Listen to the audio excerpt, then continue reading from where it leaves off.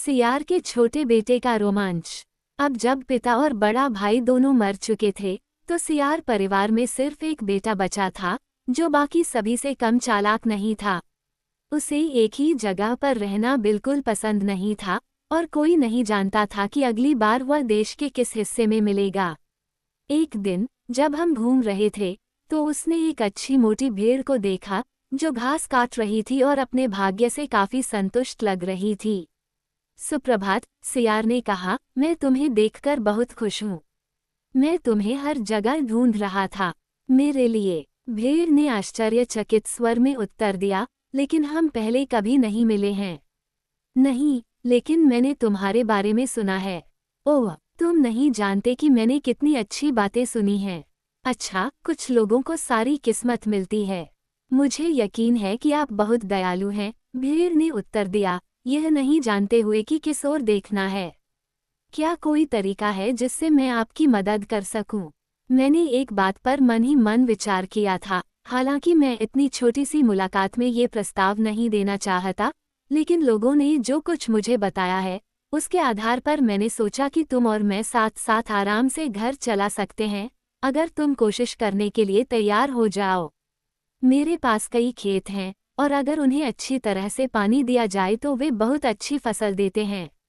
भेड़ ने थोड़ी हिचकिचाहट के साथ कहा, शायद मैं थोड़े समय के लिए आऊं, और अगर हम साथ नहीं चल पाए तो हम अलग हो सकते हैं। ओह, शुक्रिया शुक्रिया, सियार चिल्लाया, हमें एक पल भी बर्बाद मत करने दीजिए। और उसने अपना पंजा इतने आकर्षक तरीके से आगे बढ़ाया कि भेड़ें उठ गईं और उसके साथ साथ चलने लगीं, जब तक कि वे घर नहीं पहुंच गईं। अब सियार ने कहा, तुम कुएं पर जाओ और पानी लाओ, और मैं इसे मकई के टुकड़ों के बीच बनी खाइयों में डाल दूंगा। और ऐसा करते हुए वह जोर जोर से गाने लगा। काम बहुत कठिन था, लेकिन भेड़ें बड़बड़ाई नहीं, और धीरे धीरे उन्हें छोटे छोटे हरे बाल धरती से बाहर निकलते हुए देखने का इनाम मिला। उसके बाद तेज धूप ने उन्हें जल्दी से पका दिया, और जल्द ही कटाई का समय आ गया। फिर अनाज काटा और पीसा गया और बिक्री के लिए तैयार हो गया। जब सब कुछ पूरा हो गया तो सियार ने भेड़ से कहा, अब हम इसे बांट लें, ताकि हम में से प्रत्येक अपने हिस्से का जो चाहे कर सके। भेड़ ने उत्तर दिया, तुम ऐसा करो, तराजू यहाँ है। तुम्हें इसे सावधानी से तौलना होगा। इसलिए सियार ने उसका वजन तौलना शुरू किया, और जब उसका वजन खत्म हुआ तो उसने जोर से गिनती की। 1, 2, 3, 4, 5, 6, 7 भाग सियार के लिए और 1 भाग भेड़ के लिए। अगर उसे पसंद आए तो वह ले सकती है, नहीं तो छोड़ सकती है। भेड़ ने चुपचाप दोनों ढेरों को देखा, एक बहुत बड़ा, दूसरा बहुत छोटा, और फिर उसने उत्तर दिया, 1 मिनट रुको, मैं अपना हिस्सा ले जाने के लिए कुछ बोरे लेकर आता हूँ।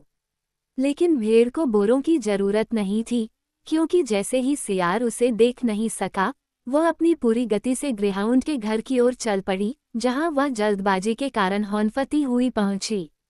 ओह, अच्छे चाचा, मेरी मदद करो, मैं आपसे प्रार्थना करती हूँ। जैसे ही वह बोलने में सक्षम हुई, उसने चिल्लाकर कहा, क्यों, क्या बात है? ग्रेहाउंड ने आश्चर्य से ऊपर देखते हुए पूछा। भेड़ ने उत्तर दिया, मैं तुमसे विनती करती हूँ कि तुम मेरे साथ चलो और सियार को डराकर मुझसे वह सब कुछ वसूल करवाओ जो वह मुझ पर बकाया है। हम कई महीनों से साथ रह रहे हैं और मैं हर दिन 2 बार पानी खींचती हूँ, जबकि वह सिर्फ गड्ढों में पानी डालता है। हमने साथ मिलकर अपनी फसल काटी है, और अब जब हमारी फसल को बांटने का समय आया है, तो उसने अपने लिए 7 हिस्से ले लिए हैं और मेरे लिए सिर्फ 1 हिस्सा छोड़ा है। उसने अपनी बात पूरी की और खुद को घुमाते हुए अपनी ऊनी दुम को अपनी आंखों के सामने घुमाया, जबकि ग्रेहाउंड उसे देखता रहा, लेकिन चुप रहा। फिर उसने कहा, मेरे लिए 1 बोरी लाओ। भेड़ जल्दी से 1 बोरी लाने के लिए चली गई। बहुत जल्द वह वापस लौटी और बोरी उसके सामने रख दी। इसे पूरा खोलो, ताकि मैं अंदर जा सकूं, वह चिल्लाया, और जब वह आराम से अंदर लिपट गया, तो उसने भेड़ को आदेश दिया कि वो उसे अपनी पीठ पर उठा ले, और जल्दी से उस स्थान पर जाए जहां उसने सियार को छोड़ा था। उसने देखा कि वह उसका इंतजार कर रहा था, और सोने का नाटक कर रहा था, हालांकि उसने उसे अपनी एक आंख झपकाते हुए साफ देखा था। हालांकि उसने इस पर ध्यान नहीं दिया, बल्कि बोरी को जोर से जमीन पर फेंकते हुए कहा, अब नाप लो। ये सुनकर सियार उठा और पास पड़े अनाज के ढेर के पास जाकर पहले की तरह उसे 8 भागों में बांट लिया, 7 अपने लिए और 1 भेड़ों के लिए। तुम ऐसा क्यों कर रहे हो? उसने क्रोधित होकर पूछा। तुम अच्छी तरह जानते हो कि पानी मैंने ही निकाला था और तुमने ही उसे खायों में डाला था। तुम गलत हो, सियार ने जवाब दिया।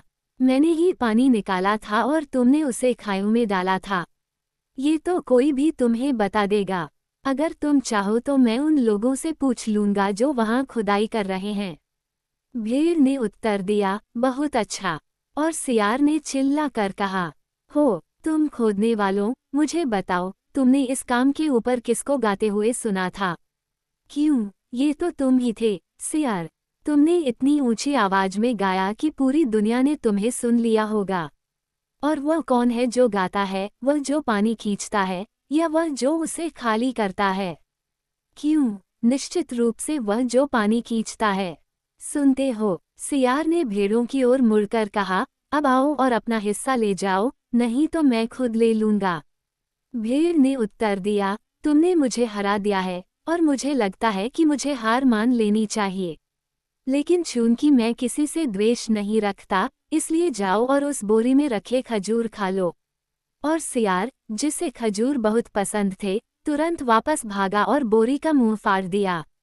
लेकिन जैसे ही वह अपनी नाक उसमें डालने वाला था, उसने देखा कि 2 भूरी आंखें शांति से उसे देख रही थीं। एक पल में उसने बोरी का फ्लैप नीचे गिरा दिया और भेड़ के खड़े होने की जगह पर वापस भाग गया। मैं तो बस मजाक कर रहा था और तुम मेरे चाचा ग्रेहाउंड को लेकर आए हो। बोरी हटाओ, हम फिर से बंटवारा करेंगे। और वह ढेरों को फिर से व्यवस्थित करने लगा।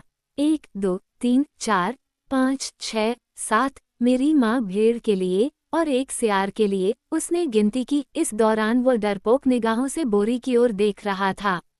भेड़ ने कहा, अब तुम अपना हिस्सा ले लो और जाओ। और सियार को दोबारा बताने की जरूरत नहीं पड़ी। जब भी भेड़ ऊपर देखती, वो उसे उड़ते हुए, मैदान में उड़ते हुए देखती, और जहां तक मुझे पता है, वह अभी भी मैदान में उड़ रहा होगा।